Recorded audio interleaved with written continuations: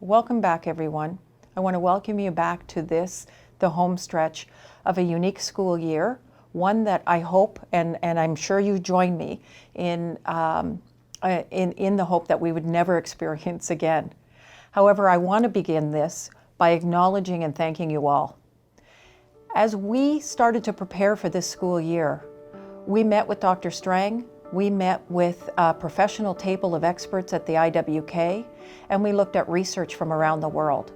All of them told us the best place for kids is in our schools. And we welcomed those kids back, not knowing what this year was going to unfold.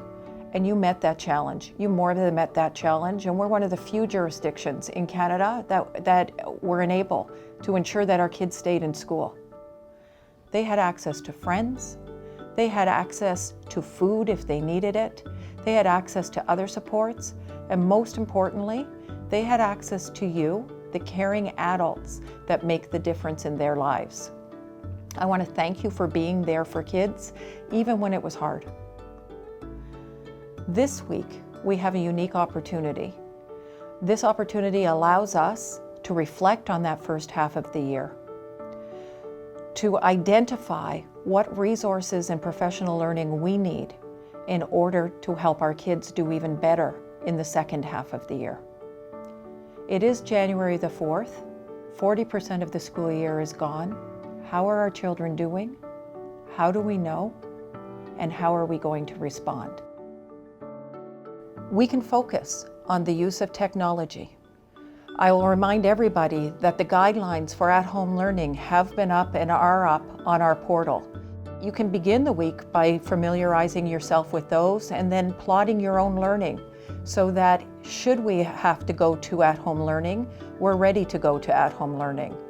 Furthermore, many of the things that are good for at-home learning are good for technology-based education in our classrooms. So necessary for COVID will inform us beyond COVID.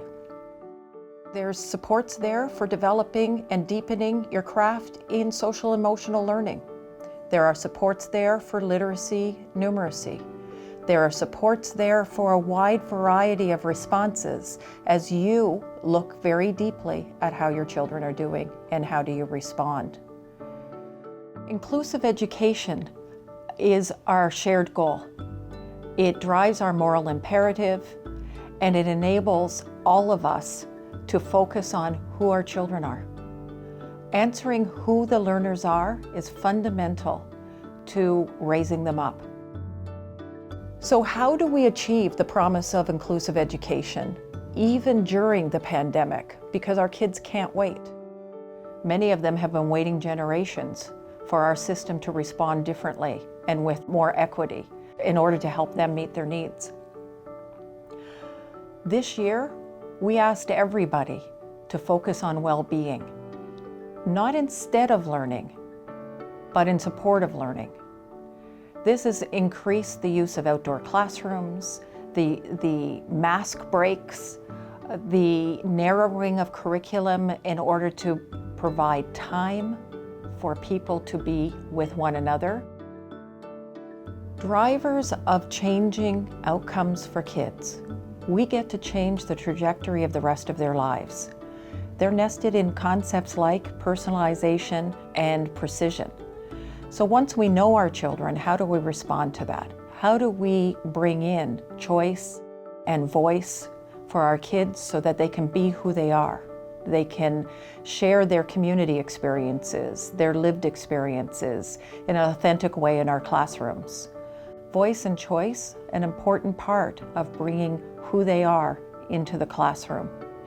After we pay attention to precision and personalization, it leaves us to this gift that is this week. We have the gift of time for professional learning on behalf of our kids. And the research would suggest, most importantly, there's time for the exercising of professional judgment by educators and others who support our students so that they can take who they know as our children and learn on behalf of them. As you undertake professional learning this week, I'm going to challenge each and every one of us to answer the question, why are we learning this for them right now?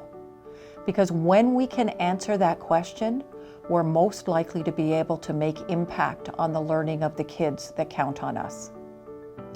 Lastly, I want to remind everybody, the research is clear on professional learning that independent practicing is inconsistent with professionalism in education. And that means we learn better, more effectively when we learn together on behalf of our students. And while collaborative learning may look differently in a pandemic year, and we may need to rely on technology, it remains a critical contributor to increasing our effectiveness on behalf of our kids. So on Friday, we're going to ask you to reflect together on what will be different on January the 11th when our kids come back into our buildings.